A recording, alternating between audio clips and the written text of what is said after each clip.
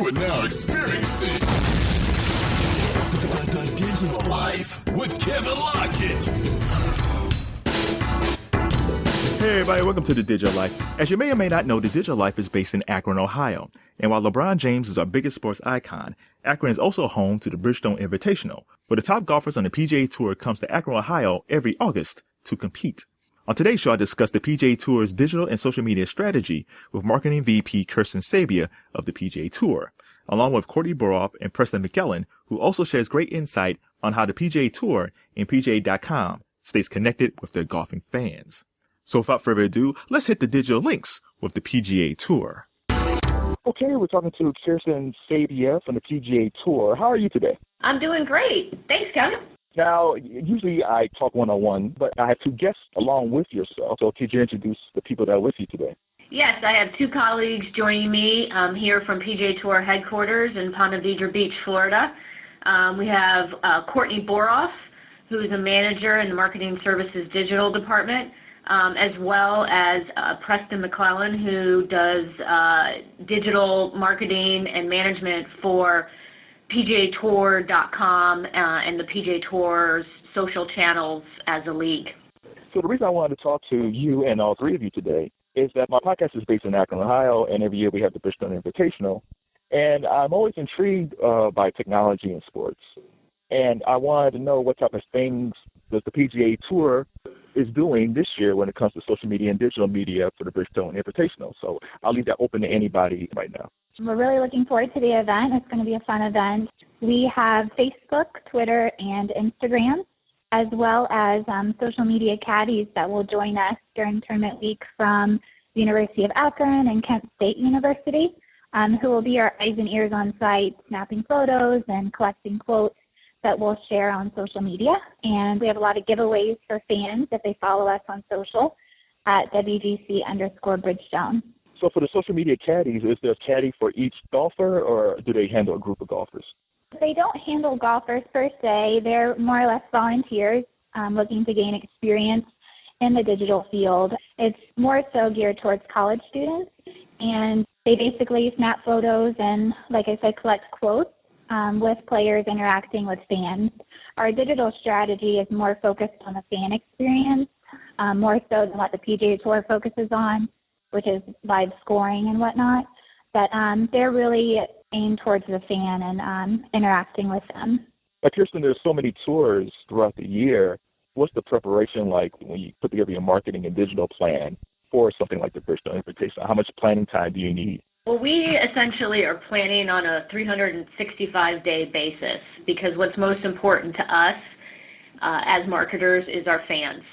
And it's a little bit of a chicken and the egg when you think about an organization like a sports league. You have your players, you have your sponsors, and you have your fans. So the sponsors are coming because of the fans, and the fans are coming because of the players.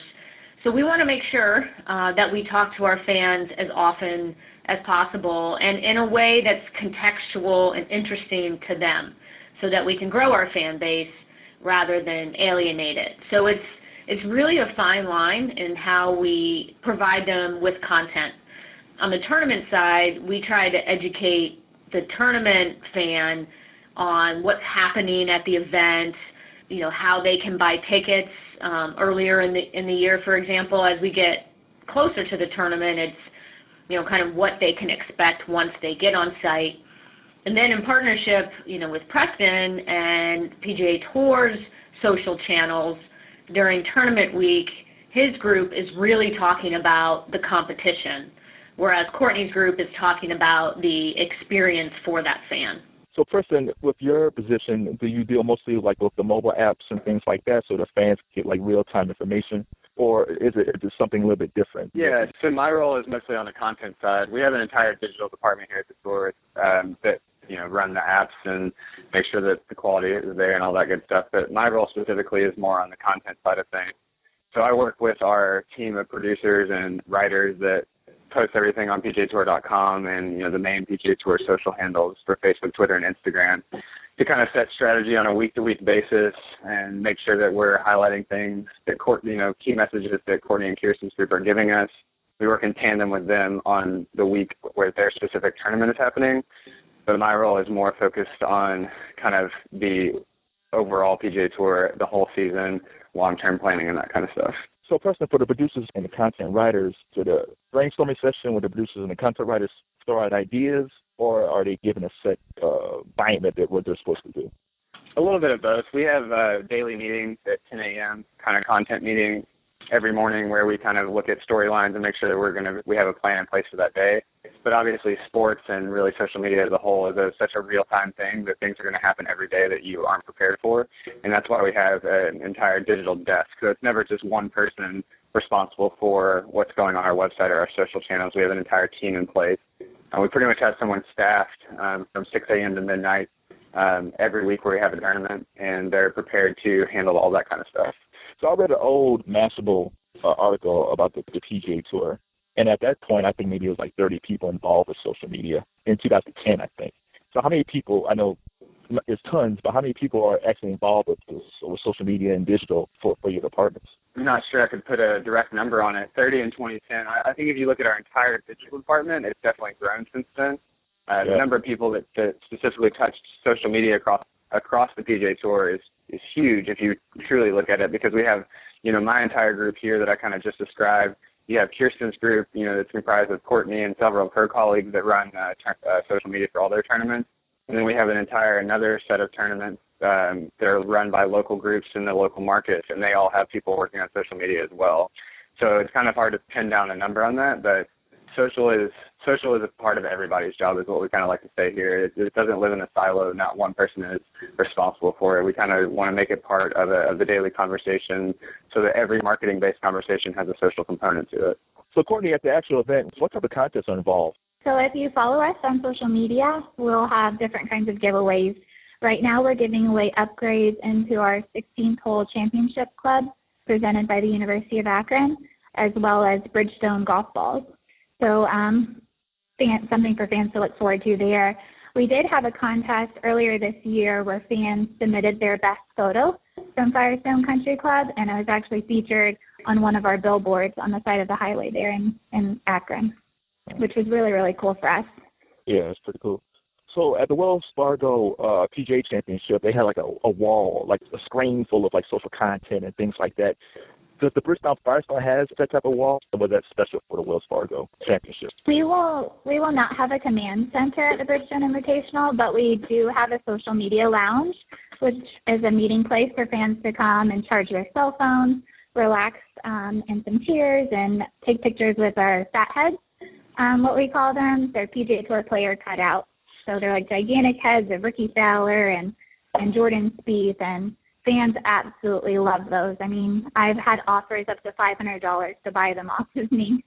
But it's a really cool meeting spot for them, and fans really enjoy coming to the social media lounge.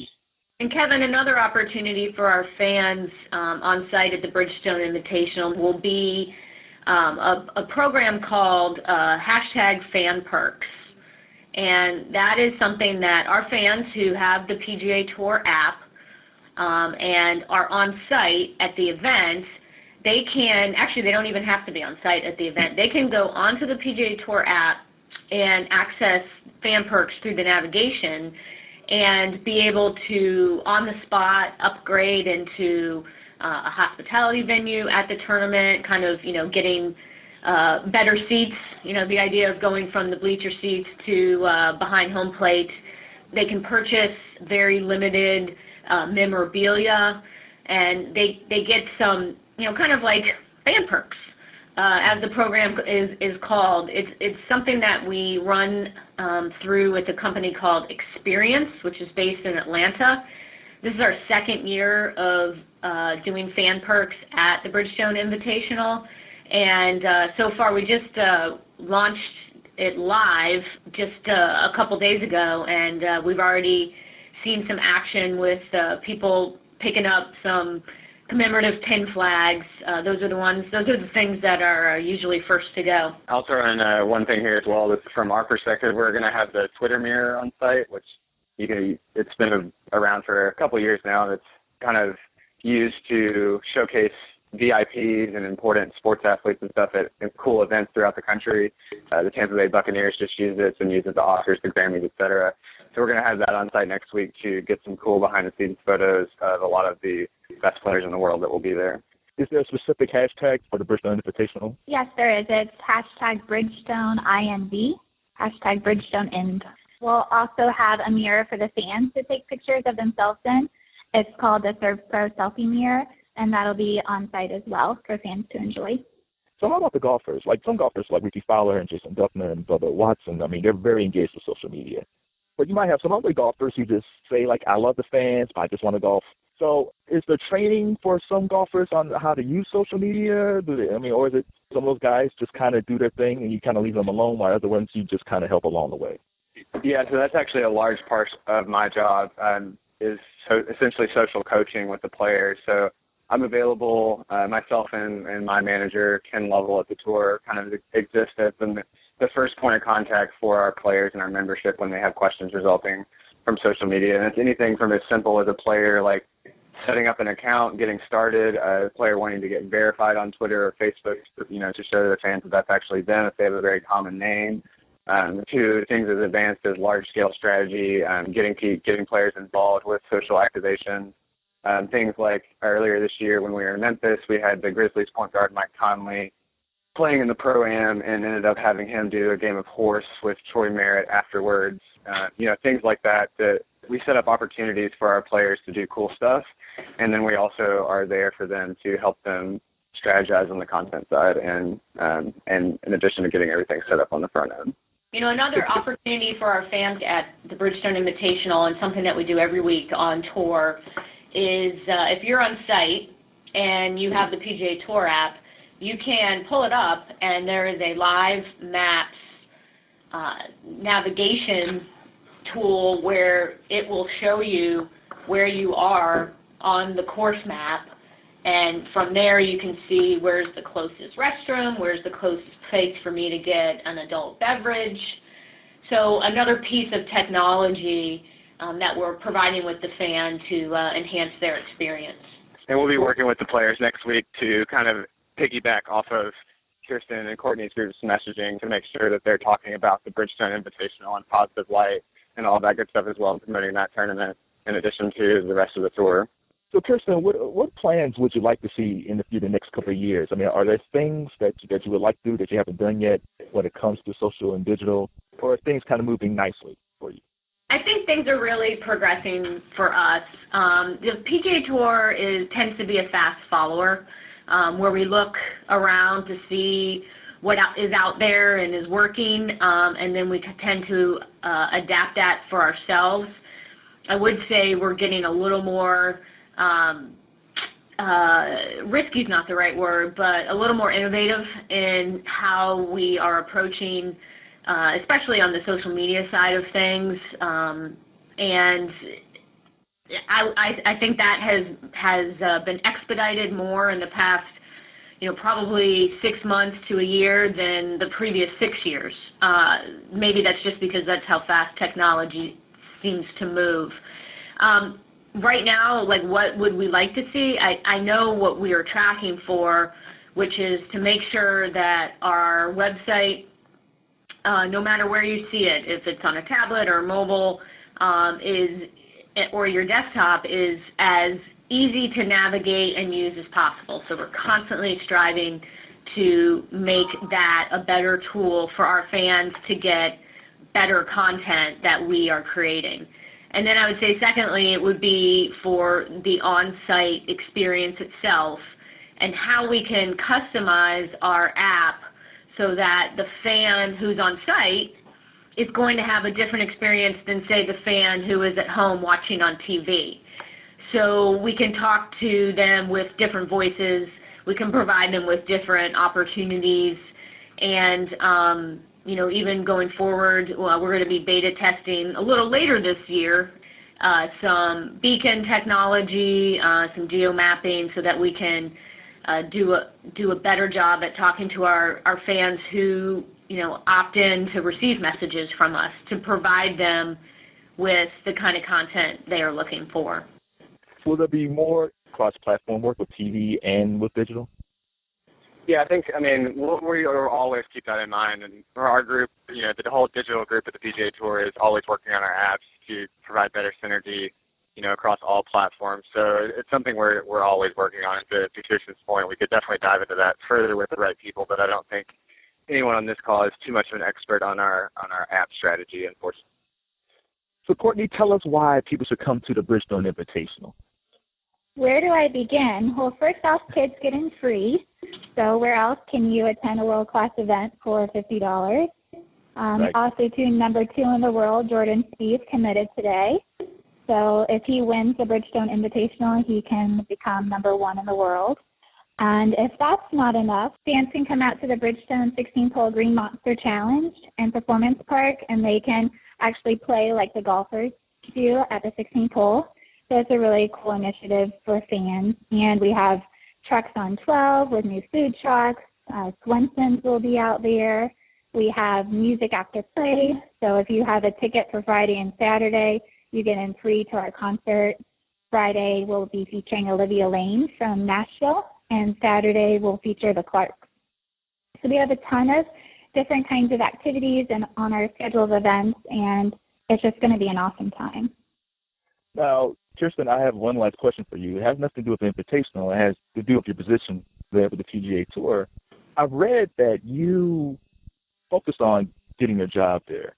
Like for 2 years, like you was really focusing on working for the PGA Tour. What was it about the PGA Tour that you felt like that was the place you really wanted to be? Because that's a lot of dedication to do this like 2 years.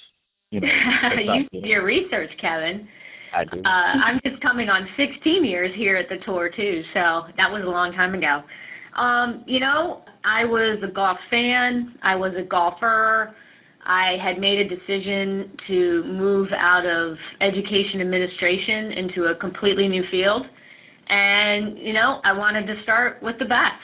So it would be no different than if I wanted to work in IT and I wanted to go to Apple, or I wanted to, get into the sports industry on the retail business side. I would have wanted to go to Nike. So why not start at the top? And then after that, persistence just paid off.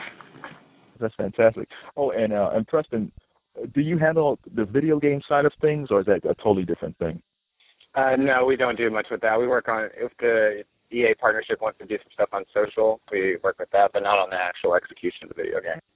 I did get some information for you on that, Kevin. The tour has partnered with EA Sports for a long time, more than 20 years. Our most recent game, Rory McIlroy PGA Tour, allows the golfers to see the entire course without a load time hole by hole, which is a big improvement, and also allows golfers to play the top courses that, our pros play. So it's pretty fun to, be able to watch it on TV, but then to actually be able to go out there and play Pebble Beach or play Eastlake Golf Club or Firestone Country Club is, really brings the game to people's living rooms. So how's everybody's golf game? I have my moments. I'm an 8 handicap, but I don't play enough to keep that too consistent. So it's an 8 because I have some really great rounds, and it's not lower than that because I have some really not so great rounds. I am somewhere around that as well. I played a lot of amateur golf when I was a teenager. Didn't play much for a long time in college, and starting to get back into it. Super up and down, but it's a fun sport. That's kind of the beauty of it, is there's always a new challenge. And I can guarantee you that I'm probably the worst of the whole group here at golf, but I'm really good at putt. I am too, Courtney. I suck at golf, but I love putt. Hey, it's okay. Yeah, and one last thing, Kirsten. I read, and this might not be true, was you a goalie at one point? I was in college, and I played small school in Pennsylvania, and I actually played in Italy as well. Oh, wow. So how did you feel when you saw the women win the cup? It was just fantastic. I remember when they won in '99, and it was just great to see it happen again. USA rocks. All right, Kirsten, Preston, and Courtney, thank you for the conversation. If people need to check out more about the PGA Tour and more about the Bridgestone Invitational, where can it go? If you want to learn more about the Bridgestone Invitational, you can follow us on Instagram and Twitter at WGC_Bridgestone, or on Facebook at /Bridgestone Invitational, or on our website, bridgestoneinvitational.com. All right. Thanks a lot, everyone. Thanks, Kevin. Appreciate it. Thank you. I want to thank Kristen Sabia, Courtney Broth, and Preston McGillen for being great guests on the Digital Life. Make sure you follow the Bridgestone Invitational on Twitter and Instagram at WGC_Bridgestone. That's at WGC_Bridgestone. Before I go, I have a Twitter question for you. If you're a golfing fan, tell me, which golfer do you follow? It could be the PGA or the LPGA, but tweet me at Kevin Lockett and use the hashtag KLGolf. That's the hashtag KLGolf, and tell me, which golfer do you follow? All right, everybody. It's the Digital Life. I'm Kevin Lockett, and I'm out. The Digital Life with Kevin Lockett.